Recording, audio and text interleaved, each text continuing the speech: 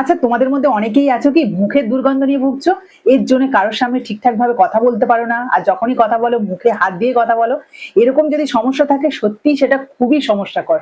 কারণ সত্যি মুখে দুর্গন্ধ থাকলে কারোর সামনে তো যাওয়াই যায় না, কথা বলা যায় না, এবং নিজের মধ্যে যেন একটা খুব সংকোচ বোধ হয়, খুবই খারাপ লাগে নিজের জন্য। তো এর জন্য কিন্তু দারুণ একটা ঘরোয়া উপায় আছে।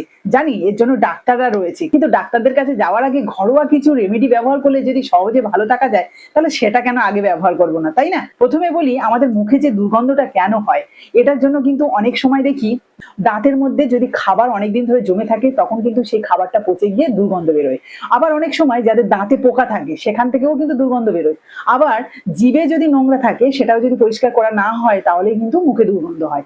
তবে এর জন্য ঘরোয়া একটা টিপস তোমাদের সাথে শেয়ার করি, তবে একটা নয় দুটো টিপস আমি শেয়ার করব, এতে করে কিন্তু তোমাদের সুবিধা হবে। প্রথম টিপসটা হলো 1 গ্লাস জল নেবে, উষ্ণ গরম জল, কিন্তু তার সাথে 1 চামচ নুন দেবে, সেটা নিয়ে গার্গিল করবে। এতে দাঁতের গোড়া যেমন ভালো থাকবে এবং যাদের দাঁতের যন্ত্রণা হয় তারাও কিন্তু খুব ভালোভাবে নিরাময় পাবে দাঁতের যন্ত্রণা থেকে, এবং মুখের গন্ধ থেকেও কিন্তু সম্পূর্ণভাবে নিরাময় পাবে।